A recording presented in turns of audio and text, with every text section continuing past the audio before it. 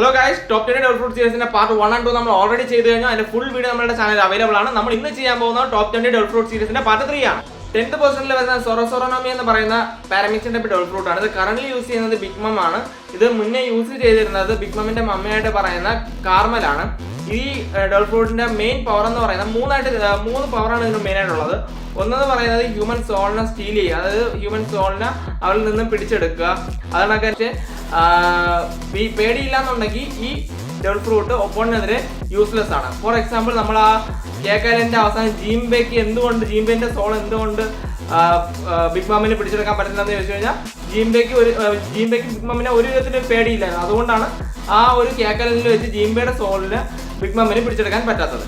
9th പൊസിഷനിൽ വരുന്നത് ഹിറ്റോയിട്ടോണമി model ഡയബിക്സോ എന്ന് പറയുന്ന ഒരു mythical zone type devil fruit ആണ്. ഇത് കറന്റ് യൂസ് ചെയ്യുന്നത് ഫോർമർ ഫ്ലീറ്റ് അഡ്മിറൽ ആയിട്ടുള്ള സെങ്കോക്കു ആണ്. ഇതിന്റെ പവർ എന്ന് പറഞ്ഞു കഴിഞ്ഞാൽ ഇത് യൂസ് ചെയ്ത് കഴിയുമ്പോഴത്തേക്ക് ഒരു ജാൻഡ് ഗോൾഡൻ ബുദ്ധയായി മാറും. നല്ല ഹെവി പഞ്ച് ചെയ്യാൻ കഴിയും, ആണെങ്കിൽ തന്നെ ഷോക്ക് വേവ്സ് പാസ് ചെയ്യാൻ കഴിയും. ഇത് നമ്മൾ ആ മറൈൻ ഫോർഡ് ആർക്കിൽ കുറച്ച് നേരം മാത്രമേ ഈ ഒരു ഡെവൽ ഫ്രൂട്ട് യൂസറിനെ അല്ലെങ്കിൽ അത് യൂസ് ചെയ്യുന്നത് കാണിക്കുന്നതുള്ളൂ. അതിന്റെ വീക്ക്നെസ് എന്താണെന്ന് അതിൽ പറയുന്നില്ല. 8th പൊസിഷനിൽ വരുന്നത് മാഗോ നോമി എന്ന് പറയുന്ന ഒരു ലോക്കിയ ടൈപ്പ് ഡെവൽ ഫ്രൂട്ട് ആണ്. ഇത് കറന്റ് യൂസ് ചെയ്യുന്നത് ഫ്ലീറ്റ് അഡ്മിറൽ ആയിട്ടുള്ള അക്കൈനു ആണ്. ഇതിന്റെ പവർ എന്ന് പറയുന്നത് മാഗ്മയാണ്. ഇത് യൂസ് ചെയ്ത് കഴിഞ്ഞാൽ ഇതിന്റെ സറൗണ്ടിങ്സ് ഫുള്ള് മാഗ്മയാക്കി മാറ്റാൻ പറ്റും. അതായത് നമ്മൾ ഈ ഏരിയ മൊത്തം മാഗ്മ ആയിക്കൊണ്ട് ഫൈറ്റ് ചെയ്യാൻ കഴിവുള്ള ഒരു ഡെവൽ ഫ്രൂട്ട് ആണ്. അതായത് ഡിഫൻസ് പവർ ഏറ്റവും കൂടുതലുള്ള ഒരു ഡെവൽ ഫ്രൂട്ടുകളിൽ ഒന്നാണ് ഈ മാഗ്മ ഫ്രൂട്ട്. ഇതിന്റെ വീക്ക്നെസ് എന്ന് പറയാനായിട്ട് പ്രത്യേകിച്ച് വീക്ക്നെസ്സുകളൊന്നുമില്ല. നമ്മളെ മറൈൻ ഫോർഡ് ഫൈറ്റിൽ തന്നെ കാണുന്നതാണ്. അക്കൈനുവിനെ സ്റ്റോപ്പ് ചെയ്യുന്ന ഡിഫിക്കൽട്ടുള്ള കാര്യമാണ്. അതായത് ലോഗിയ ടൈപ്പുകളിൽ തന്നെ ഏറ്റവും ഡിഫിക്കൽട്ട്, അതായത് സ്ട്രോങ് ഡിഫൻസും ഉള്ള ഡെവൽ ഫ്രൂട്ടുകളിൽ ഒന്നാണ് മാഗ്മ ഫ്രൂട്ട്.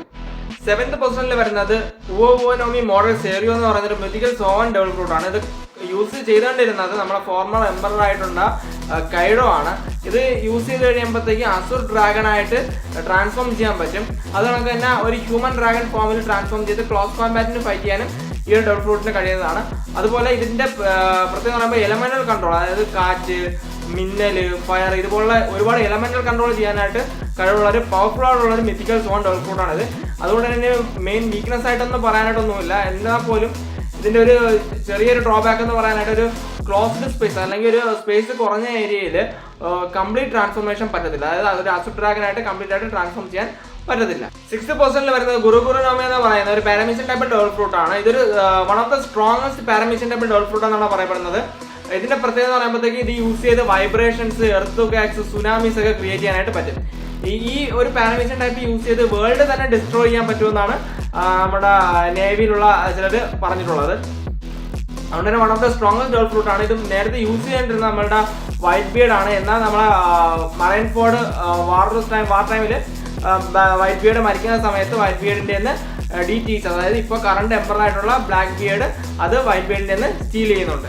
അപ്പോൾ ബാക്കി ഡെവൽ ഫ്രൂട്ട്സുമായി മറ്റൊരു വീഡിയോ കാണുന്നവരെ ഓക്കെ, ബൈ ബൈ.